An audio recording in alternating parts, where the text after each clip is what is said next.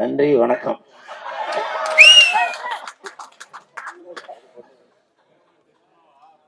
யாருப்பா அது? கை தூக்குங்க.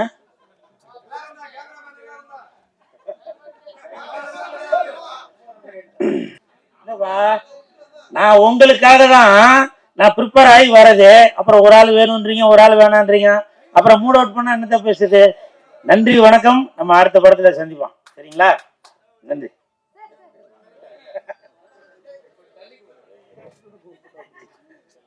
இல்லவா, ஒரு ஒரு கலைஞனை வந்து உற்சாகப்படுத்துறது அதெல்லாம் உங்களோட கைத்தட்டல் விசில் சத்தத்துல தான் அதெல்லாம் வளர்ந்து வந்தோம். சுரேஷ்,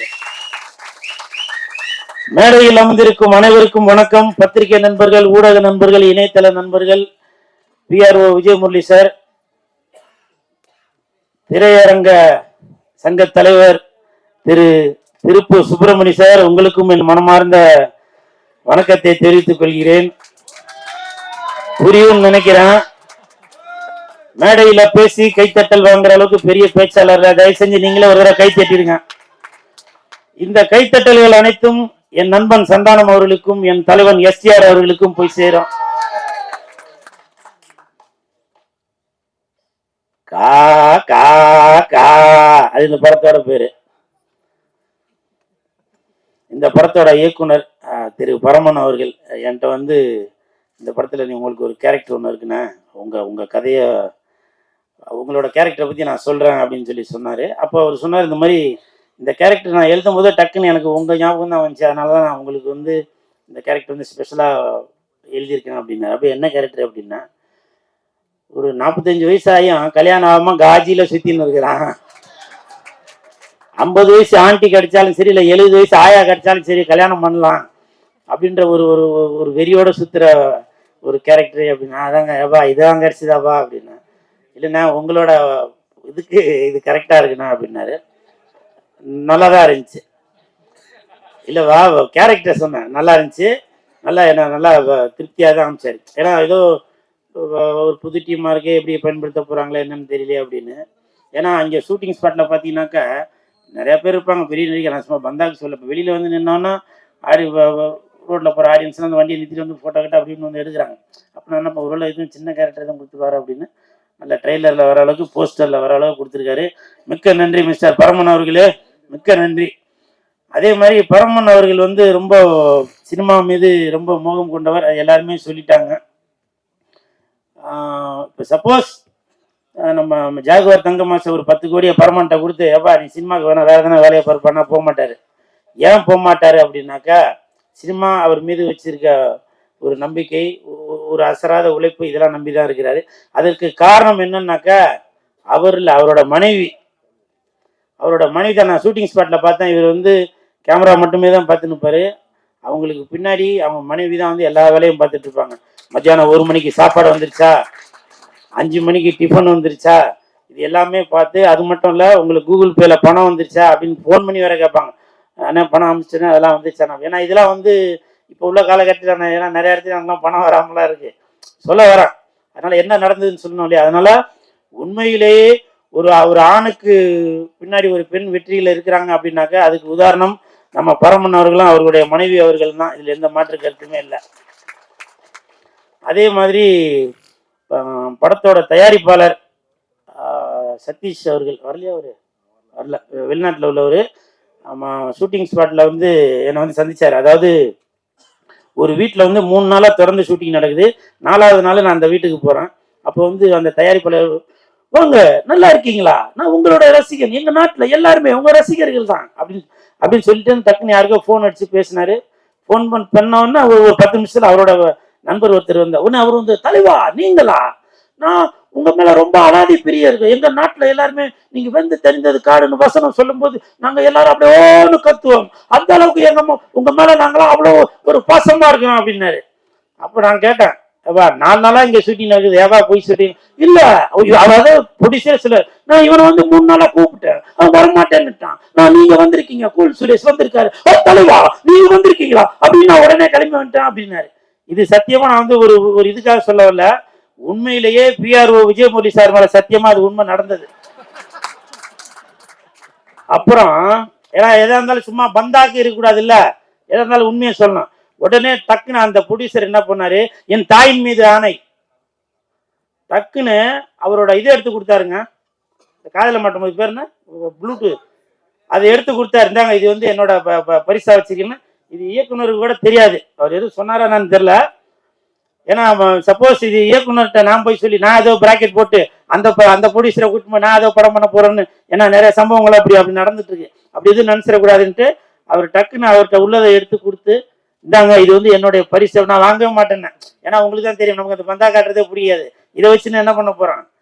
அப்புறம் வந்து இதை எடுத்து கொடுத்துருந்தாங்க, நீங்க வச்சுக்கங்க, இல்லை என்னோட ஞாபகத்தமா வச்சுக்கங்கன்னு. சார் நீங்க வந்து இன்னைக்கு வந்து ஆடியோ ரிலீஸ்க்கு வரல, இருந்தாலும் நீங்க வெளிநாட்டுல இருந்து நீங்க பார்த்துட்டு தான் இருப்பீங்க. ஏன்னா அது வந்து அந்த காலங்க, ஒரு உதவி செய்யறது வந்து இந்த கைக்கு தெரியாம அந்த கை கொடுக்குறோம் அப்படிலாம் இல்ல. 4 பேருக்கு பண்ற உதவி 4 லட்சம் பேருக்கு தெரியணும். அப்படி தெரிஞ்சாதான் நம்மளும் அதே மாதிரி ஒரு உதவி பண்ணணும் அப்படின்னு தோணும். இது கூட நான் உதவியே இல்லை, அவர் வந்து எனக்கு ஒரு கிஃப்ட் கொடுத்துருக்காரு. இப்ப போகும்போது கூட இது வந்து டைரக்டர் தான், நான் ஒரு பரிசு கொடுக்குதா நினைச்சு இதை வந்து டைரக்டர்கிட்ட கொடுத்துட்டு போறேன். சரிங்களா? அப்புறமா போன் பண்ணிலாம் கேட்காதீங்க, மறந்துட்டு நான் எடுத்துன்னு போனாலும் போயிடுவேன். அதே மாதிரி இப்போ நம்ம சீனு ராமசாமி சார் சொன்னாங்க, இந்த மாதிரி வீடியோலாம் பேசி அமிச்சேன். அப்படி ஒரு 2 பாயிண்ட் அவர் சொல்ல மறந்துட்டாரு.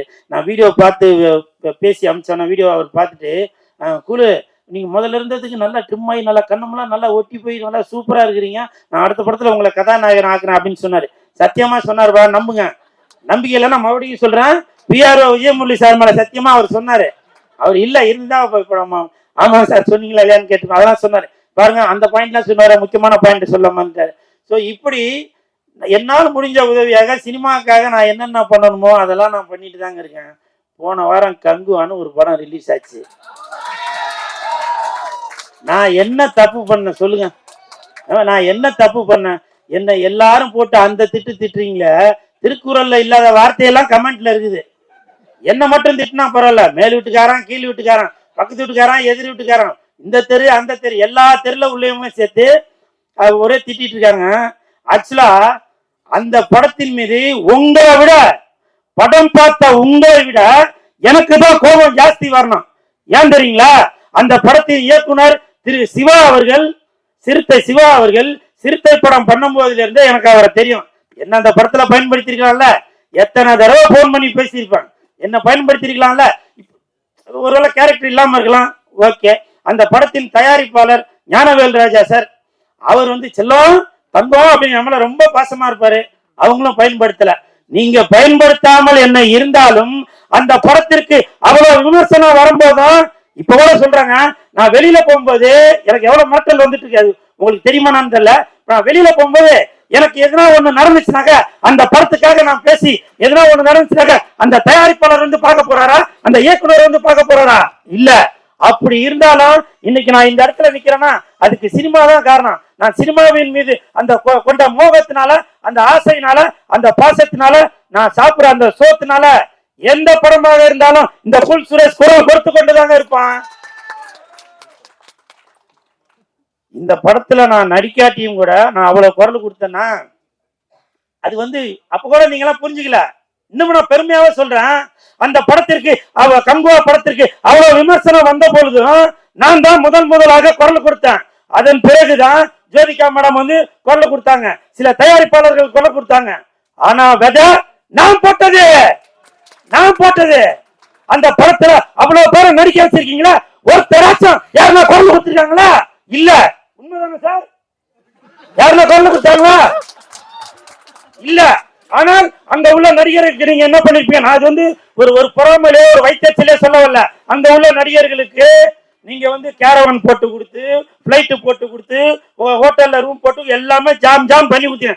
நீங்க சம்பளம் வாங்கின அந்த கம்பெனியில அந்த ஒரு படத்துக்கு ஒரு பிரச்சனை வரும்போது சின்ன ஒரு உங்களால முடிஞ்ச ஒரு குரல் கொடுக்க முடியாதா?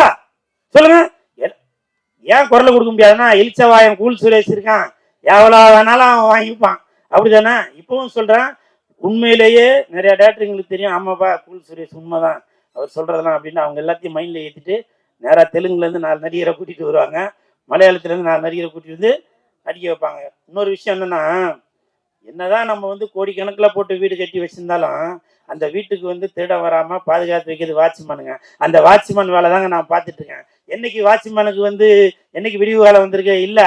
தீபாவளி நல்லாதான் சொல்லுங்களேன்ப்பா, உண்மைன்னா தீபாவளி பொங்கலுக்கு கூட சில சில இடத்துல வந்து வாட்ச்மேன் கேட்டாதான் எதனா ட்ரெஸ் எடுத்து கொடுப்பாங்களே. உண்மைதானே சார்? இது பக்கத்துல வாங்க, இவர் மேல சத்தியம். இதெல்லாம் வந்து நான் எதுக்கு சொல்றேன்னா, எனக்கு வாய்ப்பு கொடுங்க அப்படின்னு சொல்ல வரல. கால சுத்துற நாய்க்குட்டியை நீங்க பார்க்கணும், கழுத்தை சுத்துற பாம்பை தான் நீங்க வந்து பால் ஊட்டி வளர்த்துட்டு இருக்கீங்க. சரிங்களா? கரெக்டா சார்?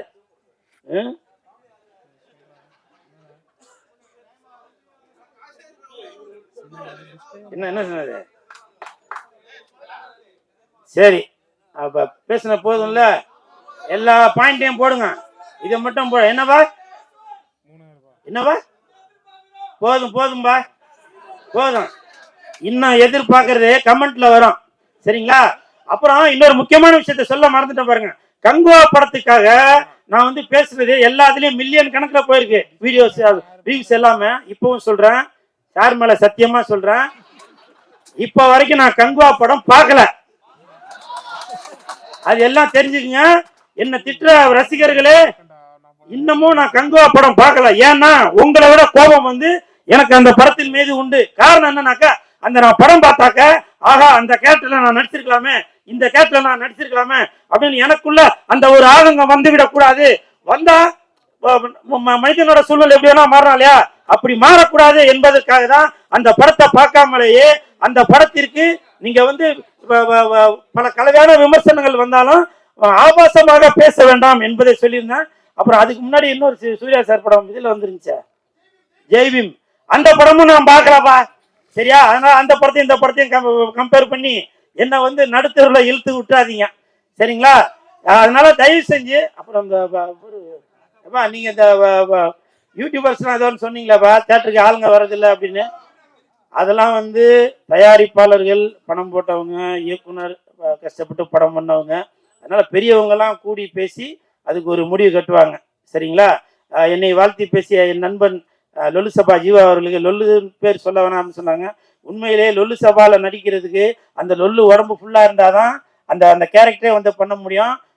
ஜீவா மட்டுமல்ல, அந்த லொல்லு சபால நடித்த அனைவருமே வந்து இன்னைக்கு வந்து எங்க போனாலும் ஒரு ஒரு பெரிய நடிகர்களுக்குள்ள அந்த மதிப்பும் மரியாதையும் இந்த லொல்லு சபால நடிக்கிறவங்களுக்கு உண்டு. அந்த விதத்தில் இன்னைக்கு வந்து பெருமையோட உட்காந்துருக்கான் என் நண்பன் ஜீவா அவர்களுக்கும் என் மனமார்ந்த நன்றியை தெரிவித்துக் கொண்டு, நன்றி நன்றி. அப்புறம் ஜாகுவார் தங்கம் மாஸ்டர், நான் இவ்வளவு நாள் அவர் வந்து மாஸ்டரா தான் பார்த்துட்டு இருந்தேன். இப்ப கடந்த ஒரு 2 மாசமா சித்த வைத்த சிகாமணியா பார்த்துட்டு இருக்கேன். நன்றி நன்றி மாஸ்டர். என் வீடு பக்கத்துல வந்து ஒருத்தங்களுக்கு கல்யாணம் ஆகி 10 வருஷம் ஆகுது, அவங்களுக்கு குழந்தை இல்லை. அப்புறம் அதுல இருந்து இன்னும் 2 வீடு தெளிஞ்சாங்க. கொஞ்சம் அவங்களுக்கு பக்கவாதம் அவங்க உள்ளவங்களா இருக்காங்க. நீங்க அடுத்த வீடியோல அந்த மாதிரிலாம் பேசி மக்களுக்கு வந்து நல்ல ஒரு விழிப்புணர்வு கொடுக்கணும் அப்படின்னு நான் நினைக்கிறேன் மாஸ்டர். அப்புறம் முக்கியமா அந்த வேஷ்டியில லொங்கட்டா மாதிரி அப்படி கட்டின்னு அப்படி தலைகீழ நிக்கிறீங்கல்ல, அதெல்லாம் எப்படி அப்படின்றத வீடியோ எடுக்கிறவங்க அது ஃபர்ஸ்ட்ல இருந்தே எடுங்க. அவர் கட்டினதுக்கு அப்புறம் வந்து தான் காட்டுறீங்க. அவர் கட்டுறதுக்கு முன்னாடியே காட்டுங்க.